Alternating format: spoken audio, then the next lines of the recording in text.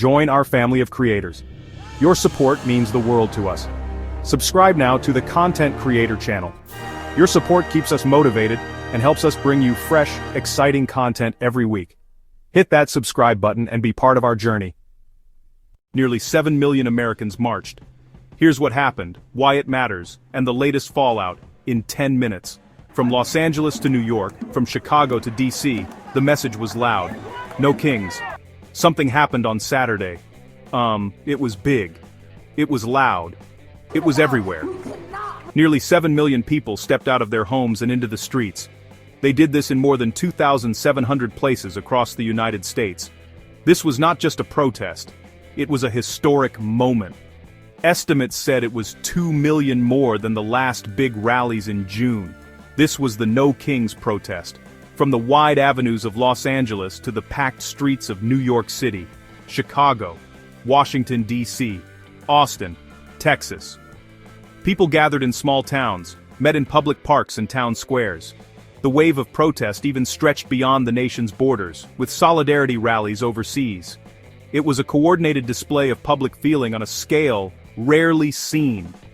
It also showed a widespread desire to participate. The streets were filled with a sea of people from all walks of life, chants, songs, speeches. The crowds were a canvas of homemade signs. Each sign told a small story. The sheer volume made the protests impossible to ignore, and forced a national conversation. If you walked through the crowds, you would see thousands of handmade signs. These were not printed by a big organization. They were drawn and written by hand, in kitchens and living rooms. The messages were often simple and direct. One common sign read, "We want all of the government to work." This simple plea spoke to a deep frustration, that governance was broken or serving only a few. Another popular sign, "Make America Good Again." The name No Kings referenced founding principles, a nation formed in opposition to monarchy and unchecked power. It was about defending American democracy, ensuring checks and balances, and accountability. You saw calls to protect the First Amendment, free speech and a free press. There was deep concern about immigration raids and due process for people being detained, not just what they opposed, but what they supported: public education, healthcare, climate action, and respect for scientific facts. It was a vision of a government that works for all, respects rights, and acts with evidence and compassion. The chants carried anxiety and hope for a different path forward. They were not just saying no, but yes to a different future. For many people in the crowd, the reasons for marching were deeply personal. They were reacting to specific government actions that had happened since January. One concern, an overreach of executive power, National Guard deployments into Democratic-run cities. Deployments to handle protests and assist immigration enforcement. For many, seeing troops on city streets was alarming. Another trigger, a crackdown targeting left-wing and liberal organizations. News reports showed military-style raids and detentions, with critics warning about due process. The shutdown fueled hardship, many federal workers furloughed without pay. One worker, Monica, said the administration hurt livelihoods and demonized public servants. People were literally in tears when layoffs hit. These grievances created urgency, not one policy, but a pattern that felt dangerous. People marched because they felt unheard, and wanted leaders to know they were watching, concerned, demanding a course change. The use of federal power, aggressive tactics, and economic pain all fueled the desire to protest. A clear signal: change course. The massive crowds did not go unnoticed by prominent figures. In Washington, Senator Bernie Sanders delivered a fiery speech, criticizing immense corporate power. He singled out tech and corporate titans by name, linking wealth to political influence. Senator Chris Murphy also spoke, adding his voice to calls for change. Bill Nye focused on facts and evidence, criticizing a failure to accept basic scientific facts. He warned that suppressing science harms health, well-being, and competitiveness. Together they showed the movement's breadth, economic justice, and intellectual integrity. The view from the White House was very different. Aboard Air Force One, the president called the protests a joke. Very small, very ineffective.